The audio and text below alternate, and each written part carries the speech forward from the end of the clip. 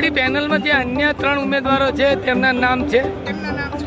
આપનું નામ કયા કારણથી રદ થયું છે? મારું નામ આ પુરવણી યાદીમાં હતું નહીં. મેં અમુક એડ્રેસના સુધારા વધારા કરવા માટે નાખેલું હતું, પણ એ થયું નહીં અને મારું કેન્સલ થઈ ગયું. એટલે મને BLOએ એવું કીધું કે તમે 6 નંબરનું ફોર્મ ભરીને નવું ભરો.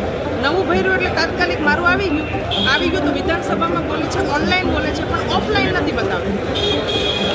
આપ અત્યારે છેલ્લા સેવા સદન ખાતે પહોંચ્યા, ઉમેદવારી ફોર્મ ભરવા પાર્ટીએ મેન્ડેટ આપ્યું છે. કોઈ લીગલ પ્રક્રિયા આને લઈને બધું જ આપ્યું છે. મારી પાસે ફોર્મ છે, રિસીવ કોપી પણ છે અને પાર્ટીએ મને મેન્ડેટ પણ આપેલું છે. ઉમેદવાર પણ જાહેર કરી છે. એના મારી સિવાયના જે 3 ઉમેદવાર છે ને એ સાક્ષી પણ છે.